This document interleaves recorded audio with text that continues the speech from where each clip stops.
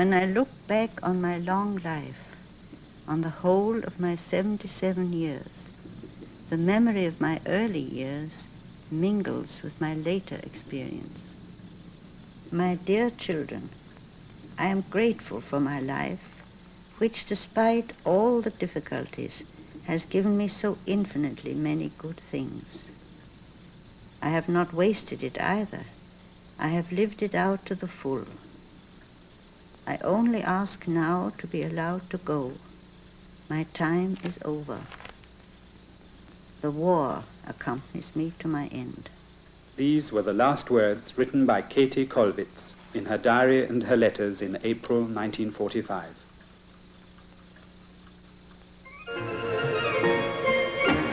The turn of the century in Berlin, a city bathed in the glory of the empire. But the reverse side of this picture is troubled, with the blocks of flats and their dim backyards, the constriction and crowding out of light in a growing city.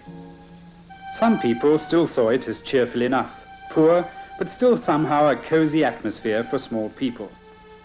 Others, however, saw deeper to the slowly mounting tide of the social revolution.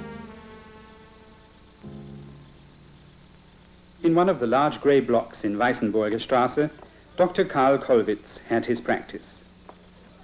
He was a social-minded man with a warm, compassionate heart, and it was no accident, nor a coincidence of his profession, that his waiting room was always crowded out to the staircase.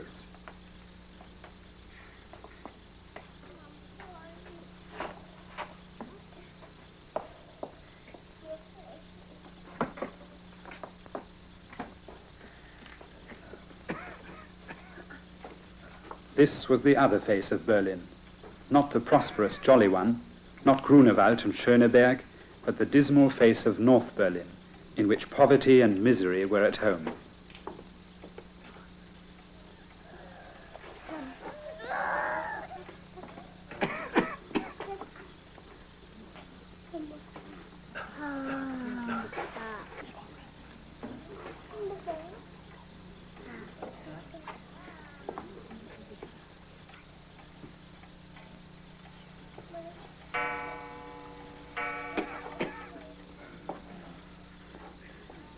Such pictures were not in circulation then.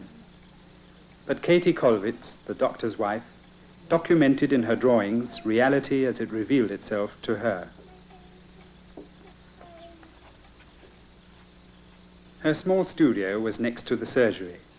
Chalk, charcoal, etching needle and woodcarver's chisel were the tools she used to express herself. Colour was not her medium. The contrast of black and white in its stark simplicity brought her nearer to the heart of things, to their essence, which she sought after so intensely. She worked with the fervour and compassion of a woman who, because of her nature as well as her upbringing, could not turn away from the suffering of her downtrodden fellow creatures. Sometimes even my parents said to me, "There are also enjoyable things in life. Why do you only show the gloomy side of it?" I could not answer them. The tragedy goes deeper than mere social needs. It is life itself and all that it contains that I want to explore in my work.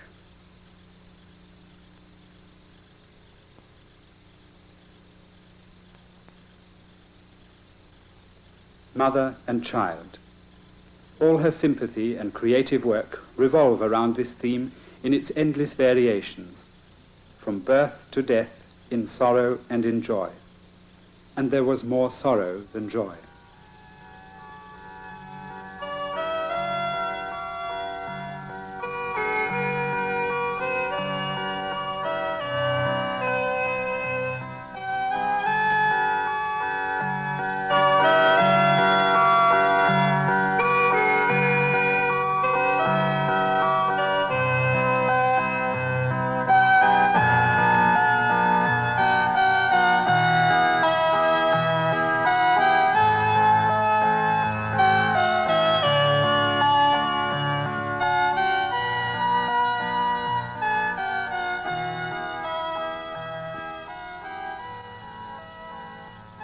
Naturally, there were also the small pleasures of everyday life in Berlin's backyards and pubs.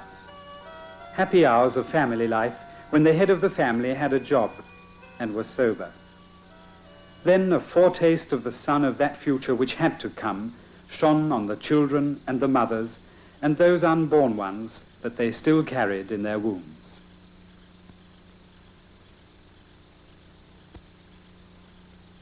A great event took place at this time, the first performance of Hauptmann's The Weavers. I no longer remember who gave me a ticket, but the impression which the play made on me at its first performance was simply enormous.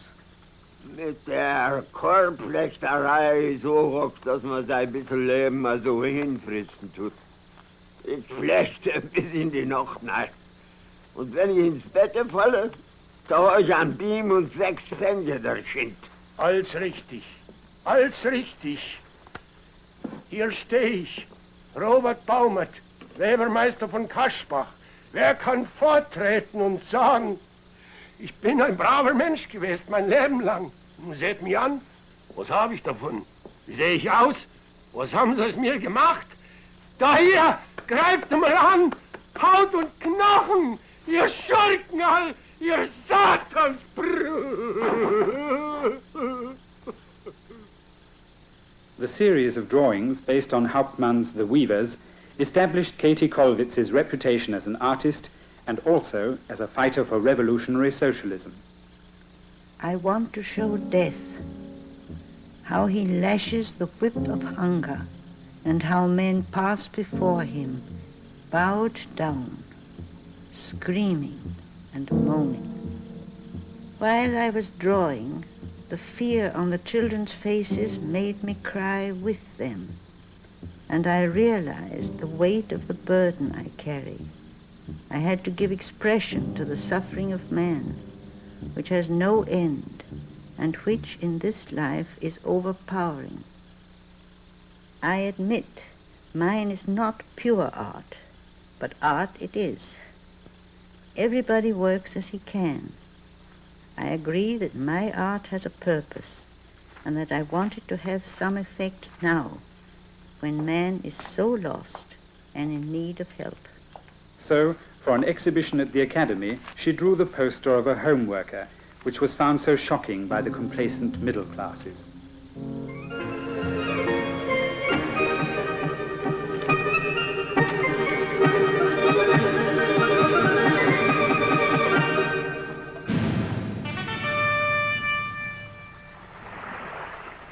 Coming from East Prussia, Kathie Kollwitz loved the space and dignity of the Saarland. Here she strengthened herself for the heavy demands of her art. The sea spreads far and wide beneath, and the sun sinks into its murmuring lap. There is no sadness in this, but the memory still moves me so.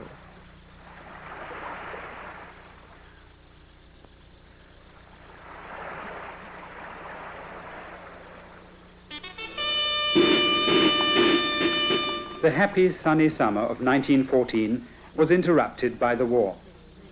In the very first months, in October 1914, Kathie Kollwitz's youngest son fell as a volunteer in Flanders. The war struck at the root of her life as a mother. Everything in her revolted against the death of young men in their prime. Seed corn should not be ground. She drew mothers who protected their children with towers formed of their own bodies. Mothers who saw their children starve.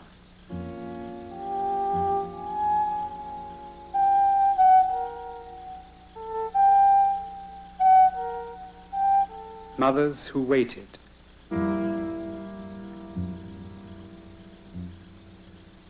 Mothers who heard the news of their husband's death. I once drew a mother embracing her 2 children. I was that mother with my own children whom I bore, and I was able to do it well, for which I am grateful. I could do hundreds of such drawings, but now I feel that I can do it no more. I am too worn away with grief and tears.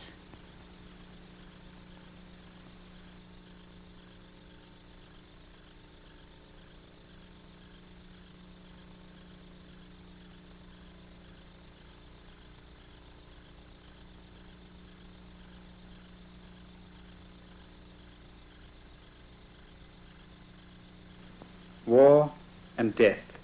For the rest of her life, she could not tear herself away from this theme. She worked until 1922 on a series of woodcuts, War.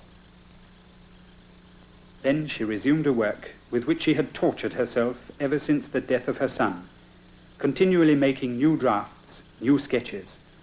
The mourning parents, who were to stand as life-sized figures in the military cemetery in Flanders, where her son was buried.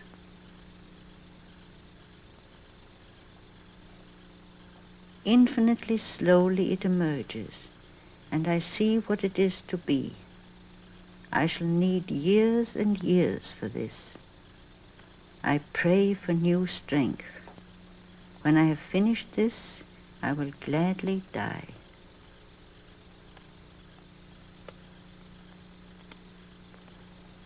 For 17 years, she worked on these figures, interrupted by depression and doubts about the value of her work.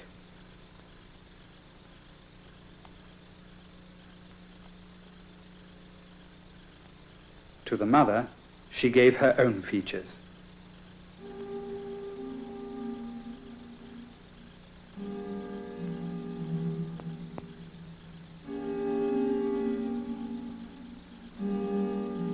Then, on the 23rd of July, 1932,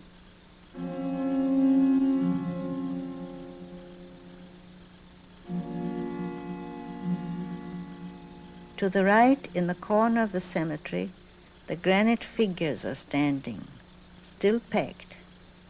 The workmen are there on the spot. The stone pedestals already cut are in place. They are put up. First the woman, then the man. Long discussions over the space between. Then it is all finished. The whole thing becomes coherent, and the parents are surrounded by the crosses as by a living flock.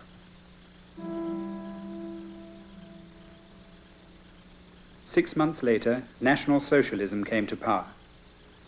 Kathie Kollwitz's works were banned from public exhibition. She herself was forced to retire from the academy. A sense of isolation overtook her, and she wrote in her diary, "Nobody says anything to me about it. I thought people would visit me, or at least write. But no. Such a silence surrounds me.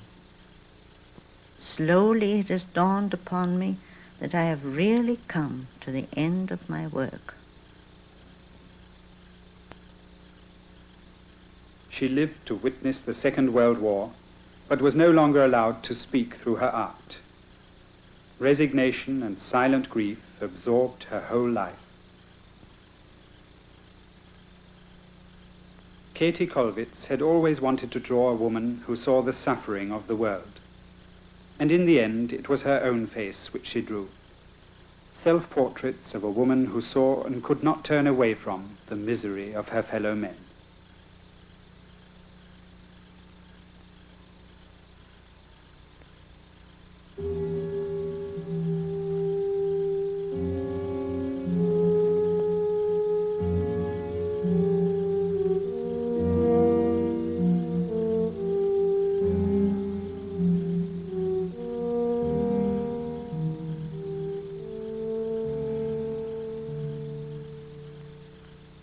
My life is nearly at its end.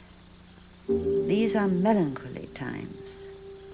But even now I am flooded with a feeling of gratitude for the fullness and richness of the life I have had.